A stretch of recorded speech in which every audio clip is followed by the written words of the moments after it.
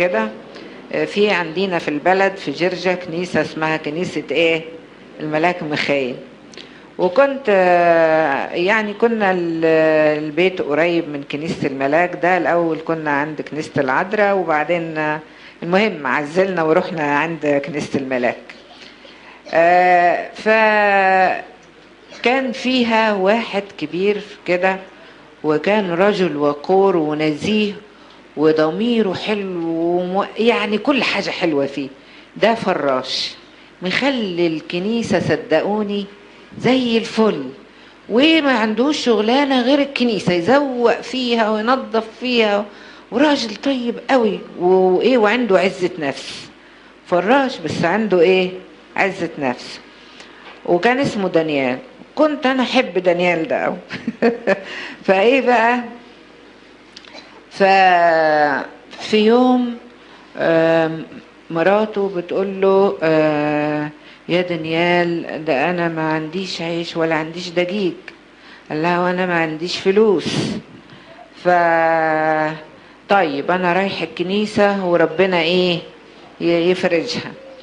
فراح الكنيسة وقعد نظف وكده، وبعدين ايه اتركن جنب الحيطة في الجنينة بتاعت الكنيسة. فعينه غفلت، فلقى صوت بيقول له قوم يا دانيال، بداية رزقك تلاقيها على البير، على سن البير. فبص لقى مين؟ الملاك ميخائيل.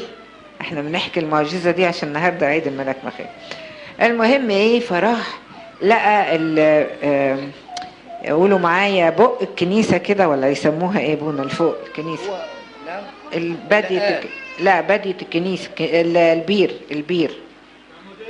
لا مش معمودية، ده بير بيملى ويمسح منها وكده يعني. بير مية على حفو البير، الحافية بتاعت البير جابية بيسميها. جابية. فايه معمولة بالاسمنت. فيلاقي 10 صاغ، ده زمان قبل انا ما اجي الدير. 10 صاغ دي يعني كانت حاجة تجيب مش عارف كم ايه دقيق، يعني كم وقت دقيق ولا كيلو دقيق انا عارفة. المهم لا، 10 صاغ واقفة مش مسنودة على حاجة، واقفة على حافيتها كده، ولا اي حاجة سنداها، ودي معمولة ملسة خالص حافية البير دي. فاخدها راح اشترى بيها دقيق، وراح لمراته وقال له ايه دي بداية رزقك. قال له طيب، وراح اشترى الدقيق وايه، وقال لها اخبزي للعيال.